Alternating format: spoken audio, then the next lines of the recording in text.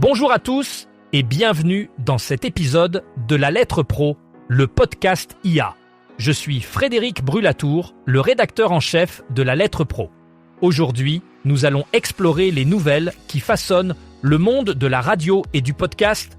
Voici les titres du jour. Jean-Éric Valli alerte sur les risques d'une radio sous contrainte.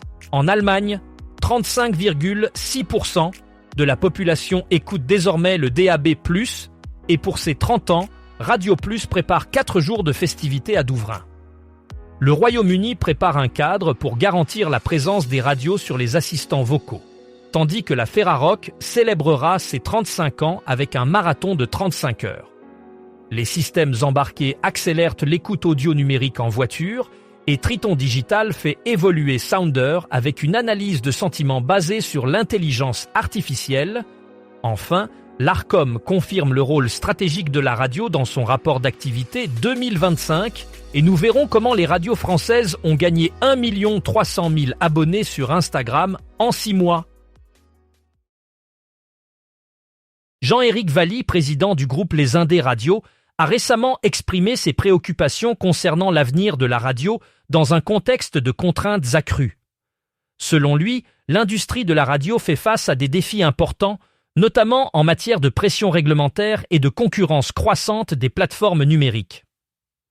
Valli souligne que ces contraintes risquent de limiter la créativité et l'innovation au sein des stations de radio, ce qui pourrait nuire à leur capacité à attirer et à fidéliser les auditeurs.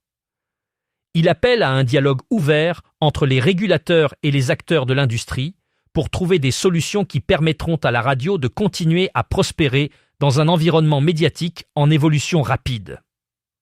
Cette alerte de Jean-Éric Valli met en lumière la nécessité d'adapter les cadres réglementaires pour soutenir la diversité et la viabilité de l'écosystème radiophonique.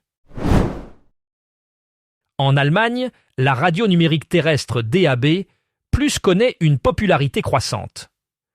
Selon les dernières statistiques, 35,6% de la population allemande écoute désormais la radio via le DAB+.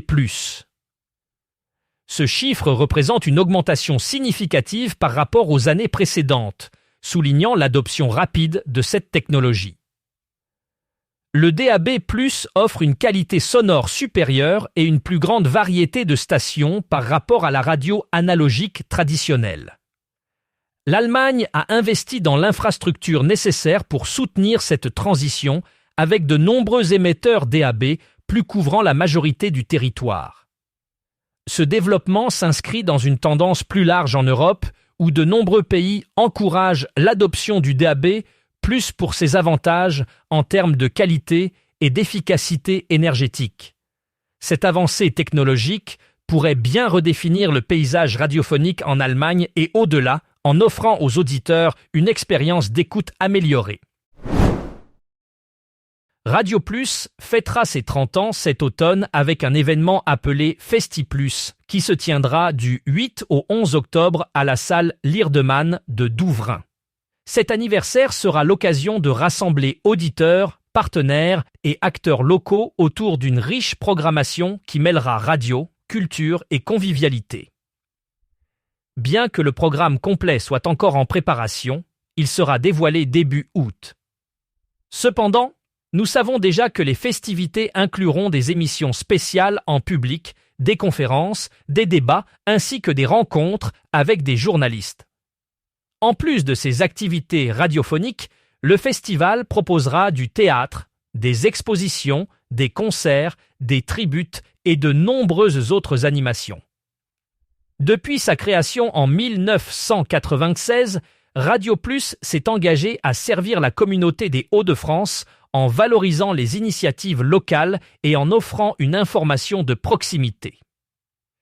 Cet anniversaire célèbre non seulement la station, mais aussi ses bénévoles, salariés, partenaires et fidèles auditeurs qui ont contribué à son succès. Le Royaume-Uni s'apprête à mettre en place un cadre réglementaire visant à garantir la présence continue des radios sur les assistants vocaux, tels qu'Amazon Alexa et Google Assistant. Cette initiative s'inscrit dans un contexte où l'écoute de la radio via ces plateformes numériques est en forte croissance. Les autorités britanniques reconnaissent l'importance de la radio dans le paysage médiatique et souhaitent s'assurer que les auditeurs puissent accéder facilement à leurs stations préférées, même par le biais de technologies avancées. Le cadre proposé vise à établir des règles claires pour les fournisseurs d'assistants vocaux, afin de garantir une visibilité équitable pour toutes les stations de radio, qu'elles soient locales ou nationales. Cette démarche proactive du Royaume-Uni pourrait servir de modèle pour d'autres pays cherchant à protéger l'accès à la radio dans un monde de plus en plus dominé par les technologies numériques. La Ferrarock, réseau fédérant de nombreuses radios associatives, se prépare à célébrer son 35e anniversaire avec un événement marquant, un marathon radio-musique de 35 heures. Cet événement se déroulera les 4 et 5 septembre 2026 à Rennes et impliquera les radios membres de la fédération. L'idée est de réunir les passionnés de radio et de musique autour de programmes variés, incluant des émissions en public, des débats, des siestes musicales et des concerts, diffusés en direct depuis plusieurs lieux de la ville. Ce marathon débutera le vendredi 4 septembre avec une émission spéciale intitulée Replay, suivie de diverses activités jusqu'à une nocturne où chaque radio aura carte blanche. Le samedi 5 septembre, la journée commencera avec la matinale des matinaliers et se poursuivra avec des discussions sur des sujets d'actualité et des concerts en soirée. Cet événement vise à célébrer la musique et la radio tout en renforçant les liens au sein de la Ferrarock. Les systèmes embarqués, tels qu'Android Auto et Apple CarPlay, transforment l'expérience d'écoute audio en voiture. Entre 2019 et le deuxième trimestre de 2026, l'écoute audio numérique a connu une hausse significative parmi les utilisateurs de ces plateformes. Bien que les sources non numériques, comme la radio FM traditionnelle, restent prédominantes, la tendance montre une adoption croissante des formats numériques. Cette évolution est soutenue par les avancées technologiques et l'intégration de ces systèmes dans un nombre croissant de véhicules. Les constructeurs automobiles investissent dans ces technologies pour répondre à la demande des consommateurs pour des expériences d'écoute plus personnalisées et flexibles. Les systèmes embarqués permettent non seulement une meilleure qualité sonore, mais offrent également une variété de contenus, allant de la musique en streaming au podcast, en passant par les actualités en direct. Cette dynamique pourrait bien redéfinir le paysage de l'écoute en voiture dans les années à venir. Triton Digital, leader dans les technologies audio numériques, a récemment annoncé une avancée significative avec l'intégration d'une analyse de sentiments basée sur l'intelligence artificielle dans leur plateforme Sounder.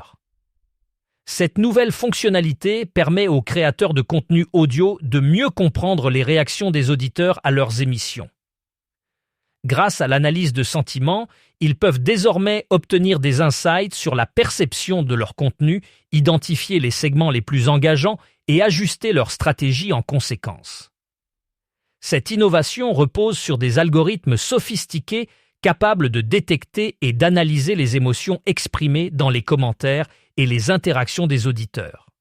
En offrant cette nouvelle capacité, Triton Digital renforce sa position de pionnier dans le domaine de l'audio numérique, tout en aidant les créateurs à améliorer leur contenu et à optimiser l'engagement de leur public.